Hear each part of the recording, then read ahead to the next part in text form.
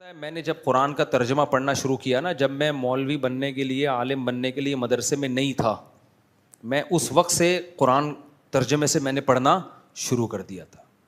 میں میٹرک میں ہوں گا یا 9 کلاس میں ہوں گا، مجھے شوق تھا کہ یار قرآن کو پڑھوں، ہے کیا اس میں. تو جو چیز مجھے سب سے زیادہ اپیل کی نا قرآن کی، جس چیز نے، وہ ہے کہ قرآن گراؤنڈ ریئلٹی کی بات کرتا ہے، نیچر کی بات کرتا ہے، عقل سے اوپر کی باتیں نہیں کرتا. آپ بعض مذہبی لوگوں کی تقریریں سنو، لگتا ہے پتہ نہیں کوئی اللاجیکل سی باتیں ہو رہی ہیں جس کو پریکٹیکل لائف میں کرنا ممکن نہیں ہے. پریکٹیکلی یہ خود بھی نہیں کرتے ہوں گے. تو میں نے قرآن کی ایک آیت پڑھی، میں حیران ہوا. قرآن کہہ رہا ہے، اللہ تعالیٰ نے نا اپنے نبی صلی اللہ علیہ وسلم کی ازواج کو اللہ نے حکم دیا، نبی کو حکم دیا کہ آپ کے ساتھ غربت میں آپ کی ازواج کا گزارا مشکل ہو رہا ہے. ازواج کا کہنا یہ تھا، بھائی یہ اس 40 دن گھر میں چولہا ہی نہیں جل رہا، کھجور پانی کھجور، ہمارا گزارا نہیں ہو رہا، پیسے ویسے چاہیے ہمیں. سمجھ رہے ہو؟ نان نفقہ بڑھا دیں. اب محمد صلی اللہ علیہ وسلم اللہ کے آخری نبی ہیں. اللہ چاہتے تھے کہ آپ کی زندگی میں عیش و عشرت نہ ہو، کیونکہ لاسٹ میسنجر آف گاڈ ہیں. کل کوئی انگریز، کوئی کافر انگلی اٹھا سکتا ہے کہ اصل میں یہ سب کچھ کیا کس لیے تھا؟ پیسے کے لیے. تو اللہ آپ کو ہر طرح سے، ہر الزام سے بری رکھنا چاہتے تھے کہ کوئی انگلی نہ اٹھائے. تو اس لیے نبی کو آخری دم تک غریب ہی رکھا گیا ہے، یعنی نبی کے اختیار سے کہ نہیں، پیسہ رکھنا ہی نہیں ہے. صبح آیا، شام ہونے سے پہلے آپ نے سارا صدقہ کر دیا. شام کو آیا تو صبح ہونے سے پہلے صدقہ رکھا ہی نہیں ہے. اور خود گھر میں فاقہ. بخاری کی حدیث ہے، گھر میں آتے حضرت عائشہ سے پوچھتے کھانے کو ہے، فرماتی ہیں نہیں ہے. فرماتے چلو پھر ہم روزے کی نیت کر لیتے ہیں. تبھی تو اسی سے علماء نے مسئلہ نکالا ہے کہ 11 بجے سے پہلے بھی آپ روزے کی نیت، نفلی روزے کی نیت کر سکتے ہیں. یعنی آدھا روزہ گزرنے سے پہلے بھی نیت کی جا سکتی ہے. صبح صادق کے وقت روزے کی نیت ضروری نہیں ہے. بھائی بعض دفعہ آپ کہتے ہو یار روزہ رکھو گے نہیں رکھو، کوئی بات نہیں، ابھی نیت نہ کرو. دن میں اٹھ کے دیکھ لو کیسا موسم چل رہا ہے، برداشت کر پاؤں گا، تپڑ ہے تو پاس کر پاؤں گا ورنہ برداشت کر پاؤں گا. یہ سب چیزیں سوچ کے آدھا روزہ گزرنے سے پہلے آپ نیت کر سکتے، بشرطے کہ کچھ کھایا نہ ہو. ایسا نہ ہو آپ نے 11 بجے 2 پراٹھے کھائے، آپ نے کہا چلو اب میں روزے کی نیت کرتا ہوں، تو یہ نہیں ہوتا. تو نبی صلی اللہ علیہ وسلم گھر میں آتے، امی عائشہ سے پوچھتے کچھ کھانے کو ہے، فرماتی ہیں نہیں ہے. فرماتے چلو اب تو بھوکا ہی رہنا ہے، تو روزے کا ثواب کیوں ضائع کریں بھائی. تو ہم کیا کر لیتے ہیں، روزے کی نیت. تو روزے کی نیت کر لیتے. تو جس گھر میں یہ حال ہو تو بھائی بیوی کو تو خیال ہوگا نا کہ کچھ گزارا ہو.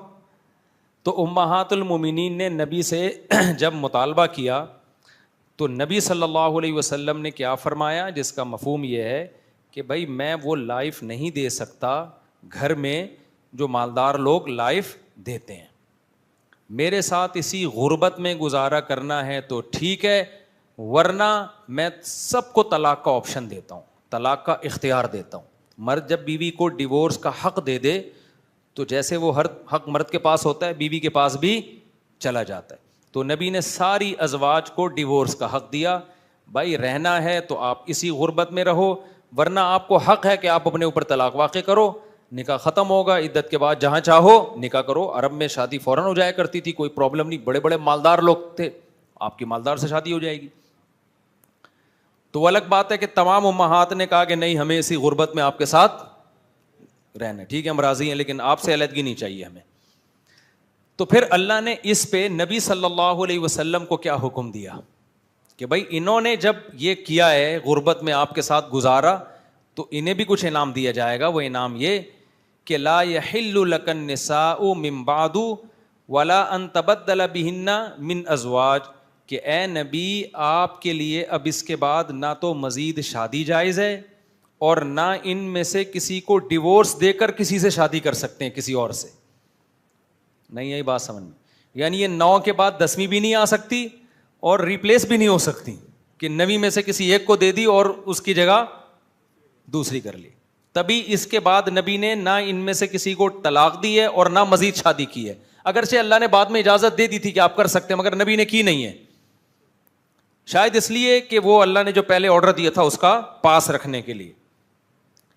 اب اس میں جو الفاظ ہیں کہ اے نبی آپ نہ کسی کو ڈیورس دے کر اس کے بدلے کوئی شادی کر سکتے ہیں اور نہ 10ویں کر سکتے ہیں. آگے الفاظ دیکھو, وَلَوْ أَعْجَبَكَ حُسْنُهُنَّ, اگرچہ کسی عورت کا حسن آپ کو کتنا ہی متاثر کیوں نہ کرے. نہیں آئی بات سمجھ میں؟ اس کا مطلب بھائی کسی کے حسن سے متاثر ہونے کا امکان پیغمبر میں بھی بولو تھا. یعنی اللہ کہہ رہے آپ کو کوئی عورت کا حسن کتنا ہی اٹریکٹیو ہو, اٹریکٹ کرے, آپ کو اجازت نہیں ہے اب نکاح کرنے. تو اب مجھے ایک بات بتاؤ, یہ اسلام کا حسن ہے, کیونکہ نبی صلی اللہ علیہ وسلم کے بارے میں جب اسلام نے کہا نا بشر ہیں, انسان ہیں, تو پھر تمام انسانوں والے لوازمات کے ساتھ انسان مانا ہے.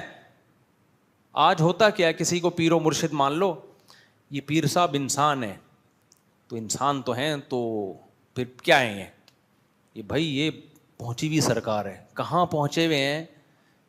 بہت بڑی چیز ہے, آپ نہیں پہنچ پاؤ گے, آپ وہاں تک نہیں پہنچ پاؤ. کیا مطلب, کیا کرتے ہیں بھائی بس یہ کیا نہیں کرتے یہ کہو. آپ ہمیں بتایا گیا انسان کا مطلب کیا ہوتا ہے, انسان ہوتا ہے, تمام لوازمات کے ساتھ کیا ہے, انسان ہے. ہاں یہ ضرور ہے کہ پیغمبر کے پاس 2 رشتے ہوں, ایک خوبصورت ہو اور ایک کے اخلاق ہوں, تو پھر آپ اخلاق کو ترجیح دیں گے. جیسے نبی کو سب سے زیادہ محبت حضرت عائشہ سے تھی, حالانکہ آپ کی ازواج میں سب سے زیادہ خوبصورت حضرت عائشہ نہیں تھیں. محبت اس لیے ان سے تھی کہ وہ ذہین بہت زیادہ تھی, بے پناہ ذہین تھی. لیکن اس سے اتنا پتہ چل گیا ہے کہ بھائی پیغمبر بھی کسی سے نکاح کر سکتے ہیں اس بیس پر کہ اس کی خوبصورتی سے متاثر ہوں, بشر ہیں تو بشری لوازمات کے ساتھ دنیا میں آئے ہیں. دیکھو ایک بار اسی طرح امہات المومنین سے آپ صلی اللہ علیہ وسلم کا کچھ گھر میں جیسے میاں بیوی کا ہوتا ہے نا, کچھ اونچ نیچ ایسے ہوئی, آپ اتنے ناراض ہوئے, آپ نے فرمایا اللہ کی قسم 1 مہینہ نہیں آؤں گا میں گھر میں, 1 مہینہ گھر میں نہیں آؤں گا. یہ ناراضی ہوئی. یہ سارے واقعات پیغمبر کی سیرت میں کیوں ملتے ہیں, ہمیں بھی سیکھنے کو ملتا ہے. اگر نبی کچھ ایسے اللہ مخلوق بنا کے بھیجتا کہ نہ کبھی بیوی سے جھگڑا ہوتا اور آپ کی ازواج بالکل ایسے فرما بردار, جیسے کوئی شخص جو ہے نا, جیسے آج کل نہیں جو غلاموں کو بالکل ریموٹ کنٹرول کی طرح لوگوں نے چلایا ہوا ہوتا, اور کوئی آگے سے کوئی رپلائی نہ ہوتا, کوئی بات ہی نہ ہوتی, کچھ بھی نہیں, اور بھائی پیغمبر صلی اللہ علیہ وسلم کا مقام ہے تو آپ کی بیویاں ہر وقت فرما بردار. تو بھائی آپ کو ہمیں کہاں سے نمونہ ملتا کہ گھر کیسے چلائے جاتے ہیں؟ اللہ نے آپ کو ازواج دیں اور اسی طرح کے معاملات ہوتے رہے جو عام طور پہ گھروں میں ہو جاتے ہیں. آپ کا اپنی بیویوں سے ایک رشتہ پیغمبر والا تھا, پیغمبر امتی کا, لیکن ایک رشتہ میاں بیوی والا بھی تھا. تو گھر میں کون سا رشتہ رکھا آپ نے؟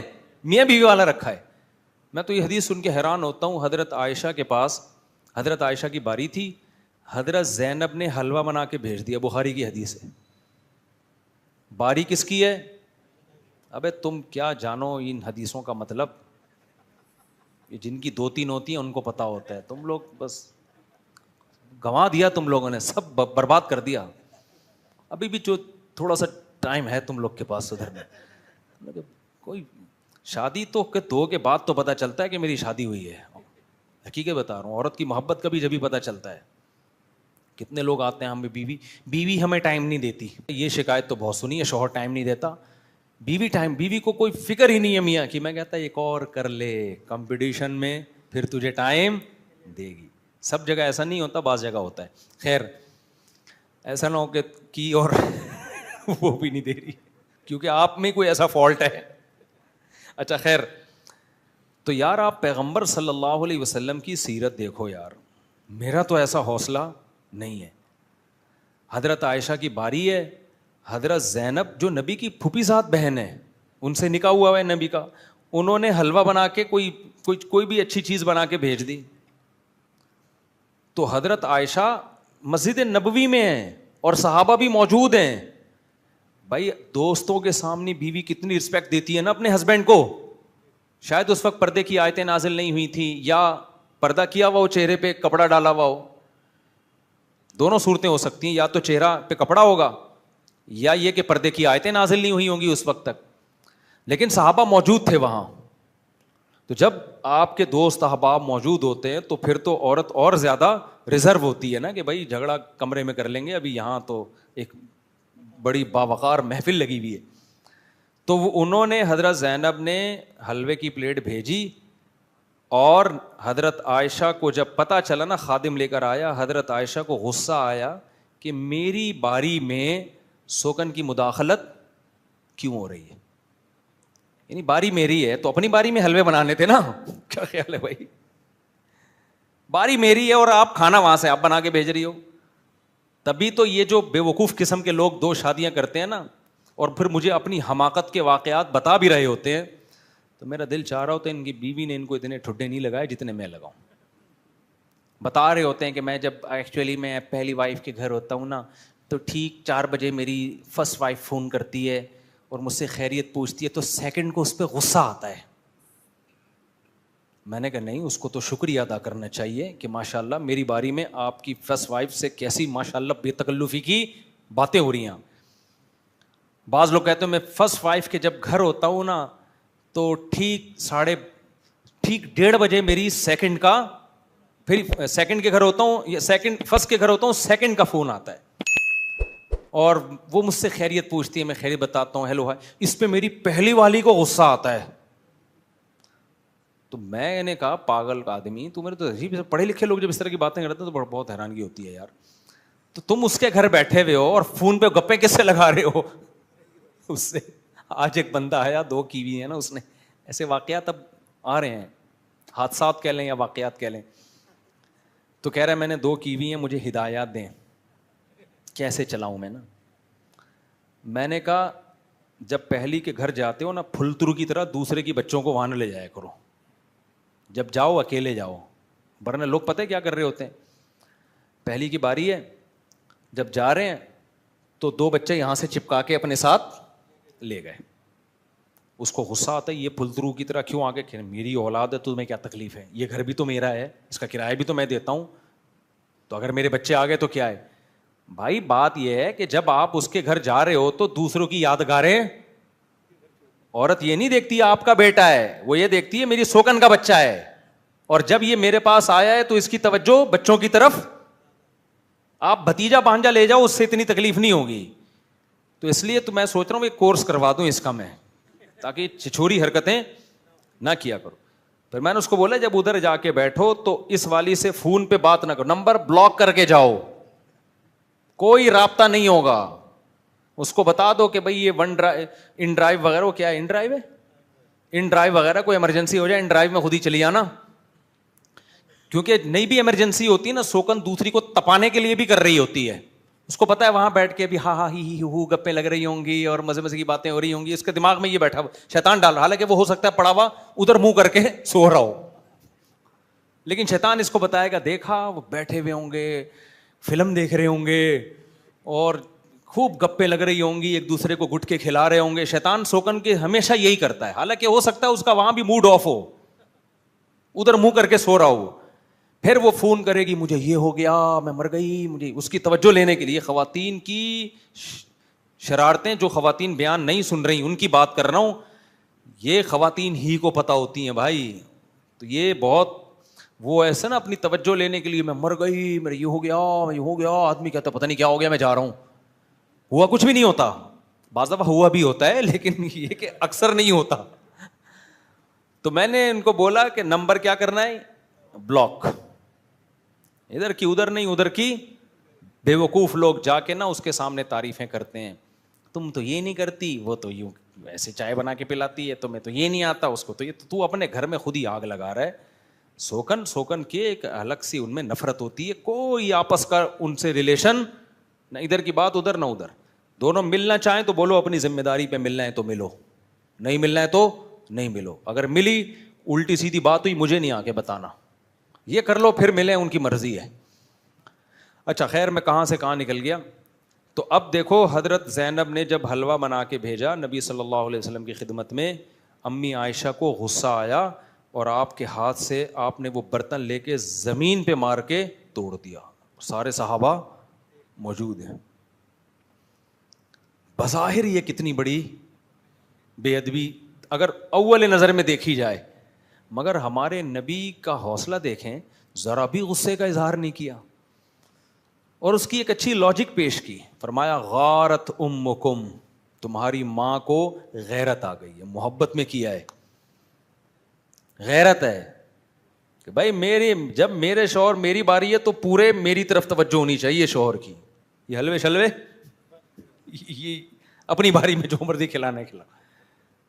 تو آپ نے فرمایا تمہاری ماں کو کیا آ گئی, غیرت آ گئی. تو آپ بیٹھے اور وہ برتن آپ نے جوڑا, اور پھر حضرت عائشہ سے جب غصہ ٹھنڈا ہوا فرمایا اس کی قیمت دے دینا زینب کو, کیونکہ برتن ان کا تھا, تاوان آئے گا بہرحال. چیزیں کسی کی, اب یہ نہیں کہ سوکن کا سونے کا کڑا اٹھا کے اس نے گٹر میں پھینک دیا تو بعد میں بھائی تو نے گٹر سے نکالنا کس کی ذمہ داری ہے, زمان دینا پڑے گا. ایسا نہیں ہوتا, کسی کا مال ضائع کرو گے. کسی کے گھر کا, بیویوں کو نا بتا دیا, کسی کے گھر کا بیلن توڑا, کب توڑا, اپنی ذمہ داری پہ توڑنا, سمجھ رہے ہو, یہ پہلے بتا دینا. بیگم آپ مارو, کب بھی جا کے مارو, سوکن کے سر پہ ڈنڈے پھوڑو, سرور پھٹانا, سلائی کا خرچہ کون دے گا, آپ دو گے. میں یہاں سینے کے لیے موچی نہیں ہے میرے پاس جو سر پھٹتے رہیں اور میں سلواتا رہوں, تو ملو ہی نہیں, ملنا ہے اپنی ذمہ داری پہ ملو. خیر, تو میں عرض کر رہا تھا طلب کی بات.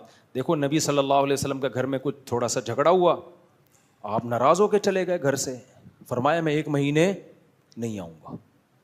پھر 29 دن کے بعد آ گئے, 30 دن پورے نہیں ہوئے. کیوں؟ نبی صلی اللہ علیہ وسلم سے اپنے گھر والوں کی دوری برداشت نہیں ہوئی. تو صحابہ نے کہا آپ تو 30 دن کے لیے گئے تھے, 1 مہینہ بولا تھا, 1 مہینے سے تو 30 ہی ذہن میں آتا ہے. تو نبی نے فرمایا مہینہ 29 دن کا ہے, یعنی چاند نکل آ گیا تھا, تو آپ نے فرمایا بس مہینہ کیا ہو گیا, پورا ہو گیا. تو ہمارے نبی کی نارمل لائف تھی, نیچرل لائف تھی, اس میں تکلف نہیں تھا. ایسی لائف تھی کہ ایک بہت اپر لیول کا آدمی اس میں نبی کو فالو کر سکتا ہے, اور ایک ٹماٹر والا دیہاتی کسان بھی اس میں نبی کو فالو بولو کر سکتا ہے. سب کے لیے لقد کان لکم فی رسول اللہ اسوۃ حسنہ, سب کے لیے اس میں نمونہ ہے. میں نے ایک دفعہ ایک حدیث بیان کر دی, لوگوں نے اتنے اعتراضات کیے, اور یہ جو ملحد ہے نا, ایتھیس, یہ اس حدیث کو بہت بیان کرتے ہیں نبی پہ طنز کرنے کے لیے. معاذ اللہ, نبی صلی اللہ علیہ وسلم گھر سے باہر نکلے, آپ کی کسی خاتون پہ نظر پڑ گئی, آپ فوراً گھر آئے واپس اور اپنی زوجہ کے پاس گئے. پھر آپ نے فرمایا عورت جب گھر سے نکلتی ہے, اگر کسی کی عورت پہ نظر پڑ جائے اور دل میں اس کے خیالات آئیں, تو اس کو چاہیے فوراً اپنی زوجہ کے پاس آئے, تاکہ ان خیالات کی تسکین ہو جائے, تاکہ شیطان کو نا ورغلانے کا موقع نہ ملے. تو اس پہ نا ملحد لوگ بہت اعتراض کرتے ہیں, یار نبی کی نظر کسی عورت پہ پڑ گئی تو دل میں خیال آ گیا. او بھائی, اگر نبی یہ نہ بتاتے تو کسی کو پتہ چلتا ہے بھائی؟ تو یہ تو مرد کے ساتھ ہو سکتا ہے, غیر اختیاری نظر پڑ سکتی ہے, یا آ سکتے ہیں. کسی کے ساتھ بھی, آدمی ہے کھا رہا ہے تو سب کچھ ہو سکتا ہے. اس کا حل بتا دیا, بھائی کہاں جانا ہے, اپنی زوجہ کے پاس آؤ, تاکہ وہ خیالات تمہارے دماغ سے نکل جائیں. ورنہ شیطان کیا کرے گا, انہیں یہی پہلے خیالات آتے ہیں, پھر پہلے نظر نبی کی نظر تو غیر اختیاری پڑی تھی, غیر اختیاری نظر تھی. پہلے کیا ہوتا ہے, غیر اختیاری نظر, پھر جان کر نظر ڈالتا ہے, پھر خواہشات پیدا ہوتی ہیں, پھر چھوٹے جرم کرتا ہے, ہینڈ پریکٹس وغیرہ کی طرف آتا ہے, پھر بڑے جرموں کی طرف جاتا ہے, بالآخر زانی بن جاتا ہے. ہوتا ہے کہ نہیں ہوتا؟ تو ہمارے نبی نے کتنا اچھی سیرت آپ نے بتا دیا. حدیث میں آتا ہے, نبی صلی اللہ علیہ وسلم, بخاری کی حدیث ہے, آپ فجر کی نماز پڑھانے کے لیے آئے. فجر کی نماز, صحابہ انتظار میں, اقامت ہو چکی ہے. اچانک آپ نے فرمایا, یا ایھا الناس انما انا بشر مثلکم, اے لوگو میں تمہاری طرح کا انسان ہوں, انسا کما تنسون, جیسے تم بعض دفعہ بھول جاتے ہو میں بھی ایسے بعض دفعہ بھول جاتا ہوں. پھر فرمایا مجھ پہ غسل فرض ہے اور میں غسل کرنا بھول گیا ہوں. اب اگر آپ نہ بتاتے کسی کو پتہ چلتا؟ تو آپ گئے اور غسل کر کے آئے, اور صحابہ کہتے ہیں آپ کے بڑے بال تھے, اس سے پانی ٹپک رہا تھا. سمجھ رہے ہو کہ نہیں سمجھ رہے؟ تو یہ سب چیزیں اگر انسان صحیح عقل سے سوچے تو یہ تمام باتیں پیغمبر کے نبی ہونے کی دلیل ہیں, اور ملحد لوگ, بے وقوف لوگ, احمق لوگ اسے پیغمبر کے نبی نہ ہونے کی دلیل قرار دے رہے ہوتے ہیں. تو انسان جب صحیح سوچتا ہے نا, تبھی میں کہتا ہوں ہمیشہ نارمل لوگوں کو فالو کیا کرو, ایب نارمل لوگوں کو فالو مت کیا. بزرگی کا جو ہماری سوسائٹی میں عجیب و غریب قسم کا جو کانسیپٹ چل رہا ہے نا, یہ بعد میں آیا کانسیپٹ, اس کا بزرگی سے کوئی تعلق نہیں ہے. انسان بنے آدمی, انسان اخلاق صحیح ہو, ہوس نہ ہو, غیر اخلاقی طریقوں سے چیزوں کو لوٹنے کھسوٹنے کا اس میں جذبہ نہ ہو, فرائض واجبات پورے کرتا ہو, اس کو بزرگ اللہ کی نظر میں. تو میں وہ طلب کی بات کر کے نا, کہ حدیث میں طلب کا لفظ آیا, تو میں پھر اس طلب کو ایکسپلین کروں گا. تو میں کہہ رہا تھا ہمارے دلوں میں بہت سی چیزوں کی طلب ہوتی ہے. ہر شخص چاہتا ہے بھائی میری عزت ہو, بے عزتی کسی کو پسند نہیں ہوتی. ہر شخص چاہتا ہے میرے پاس دولت ہو, بے عزتی کسی کو پسند نہیں ہوتی. ہر شخص چاہتا ہے میری جہاں شادی ہو وہ دنیا کی حسین ترین ہو. چاہتا ہے کہ نہیں؟ اب شرماؤ نہیں, چاہتا ہے کہ نہیں چاہتا؟ چاہتا ہے. اخلاق بھی ہوں لیکن یہ بھی ایک خواہش ہوتی ہے, اور عورتیں بھی یہی چاہتی ہیں دنیا کا ہینڈسم ترین انسان ہو. سمجھ رہے ہو؟ پھر کسی کو ملے نہ ملے وہ ایک الگ بات ہے, خواہش سب کی یہی ہوتی ہے. ایسا میاں ہو مارکیٹ میں آئے تو ساری عورتیں بے ہوش ہو جائے, کہاں سے آرڈر پہ بنوایا کیا تو نے یہ میاں؟ تو خواہش سب کی ہوتی ہے. تو ہر شخص کی خواہش ہوتی ہے میری صحت سب سے اچھی ہو. ہوتی ہے کہ نہیں ہوتی؟ تو بہت ساری خواہشات ہیں, ان میں کچھ خواہشات تو حرام ہیں, اس کی تو حدیث میں بات ہی نہیں ہے نا, وہ تو اللہ کی طرف سے پابندی. یہ ساری جائز خواہشات ہیں. تو ان جائز خواہشات کے بارے میں نبی صلی اللہ علیہ وسلم نے فرمایا اجملوا فی الطلب, ان تمام خواہشات کو پورا کرو اعتدال کے ساتھ. بیلنس. بیلنس کیا ہے؟ بہت اہم بات ہے, اس کو سمجھو. یہ نہیں فرمایا کہ ان خواہشات کو طلب ہی مت کرو, یہ تو پھر رہبانیت ہو جائے گی نا, جو عیسائیت میں تھی, ننگ دھڑنگ بس دنیا سے دور. نہ فرمائے اعتدال سے. اجملو, اجمال کہتے ہیں اعتدال, بیلنس. طلب میں کیا ہونا چاہیے؟ بیلنس. تو بے اعتدالی ہے کہ طلب ہی نہیں کر رہے, یہ بھی بے اعتدالی ہے. وہی ہے نا, پیسے ہی بس, پیسے سے کچھ نہیں رکھا, غریب پڑا ہوا ہے پوستیوں کی طرح. اور بس جیسے بعض لوگ ایسے ہو جاتے ہیں دنیا مسافر خانہ ہے, تو مسافر خانہ تو ہے نا, کم از کم سفر میں بھی تو کچھ پان گٹکے کے تو چاہیے نا ٹائم پاس کرنے کے لیے, بھوکا زندگی گزارے گا کیا؟ اور دوسری بے اعتدالی کیا ہے؟ دوسری بے اعتدالی یہ ہے کہ ناجائز طریقوں سے یا غیر اخلاقی طریقوں سے آپ اپنی خواہش کو پورا کرنے کی کوشش کریں. ناجائز کا مطلب تو حرام, جھوٹ دھوکے کے ذریعے. غیر اخلاقی طریقے بھی ناجائز ہیں. ناجائز کا مطلب برے ہیں. جیسے میں نے بتایا ہر شخص کی خواہش ہوتی ہے نا, خوبصورت لڑکی سے شادی ہو, آپ کی خواہش تھی, لیکن آپ سے پہلے کسی اور نے وہاں پیغام بھیج دیا. تو نبی نے کیا فرمایا؟